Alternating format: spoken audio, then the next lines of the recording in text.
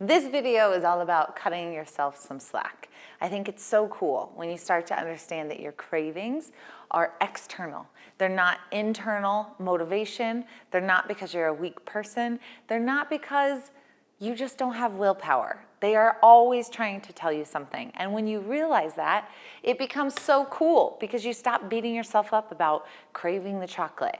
Of course, sometimes we execute on eating all the chocolate and then we kind of feel a little guilty about it. But when you understand why we crave that chocolate, things become a little bit easier. So I want to talk about my favorite top cravings that I hear about all the time and how you can implement them into your day-to-day life to make sure that you don't beat yourself up, because we do that enough. First thing is sugar cravings. Sugar cravings usually are because we are always eating it and we just kind of have to have a come to Jesus moment and be really clear how much sugar we're eating in our diet. If you know how much sugar you're eating in your diet and you're still craving it, one of the things that I like to talk about is the earlier you have it, whether that's carbohydrates or whether that's straight sugar, the more you will crave it. There's some really cool studies that I've learned from Dr. Gabrielle Lyon, who I've done a podcast with, talking about the spike of insulin. The sooner you do it, the sooner you're gonna wanna do it again. It's the concept of having diet soda and you wanting more sugar. And so this is something that I say, if you are struggling with sugar cravings, the sooner you can push those back. If you can just stall and wait until the furthest amount of time in the day to have it, the less likely you're gonna want it again throughout the day. I also think with sugar cravings that you really have to work on making sure you get enough fat and get enough protein.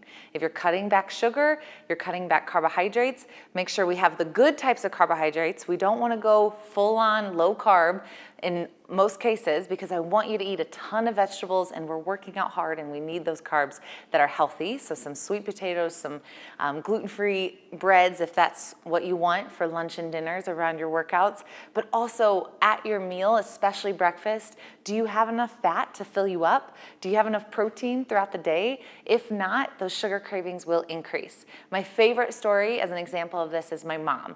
My mom, who I love, who I know is watching this, started doing high-fat keto type diets, and she would crave sugar when she got home from work. And so I asked her, what if you happen to put more fat in your morning breakfast, in your bulletproof coffee or in your eggs and whatever it was, whatever you're cooking, add more avocado, add more oil, or add more MCT oil / butter or ghee in your coffee and see if that craving goes away, and it did. So the more fat we increase, the lower the sugar cravings will be. Second thing, greasy food. Everyone wants pizza. Everyone wants French fries. I think something that's super cool to recognize is that your body is craving fat, especially if you were on a low-fat diet. If you've ever done really good for 3 weeks and then you just went crazy on some fatty foods like pizza and French fries or tater tots. Oh, I love me some tater tots. When you have those cravings, check with yourself. Did you have your fish oil? Have you been taking your omega-3s? Are you eating high-quality meats like grass-fed red meats or wild-caught fish? And are you, again, eating enough fat? If we decrease our fats, those fat cravings, the wrong kind of fat cravings, but fat cravings nonetheless, will go up. Chocolate. Super simple. My first light bulb moment of when I craved chocolate, it was because I took out all grains that I thought were healthy. The Ezekiel bread, the oatmeal, everything. I just wanted it all out to see how I would do without it. I have incorporated some gluten-free grains back in, but I realized a lot of those grains have chromium and magnesium. And I started craving chocolate like crazy. So when I realized that magnesium has chromium, or when I realized that chocolate has chromium and magnesium, then I put the two together and I started taking magnesium and my chocolate cravings went away, which was my light bulb moment of understanding how cool our body really is. Instead of beating myself up about chocolate cravings, I just realized my body was asking for something.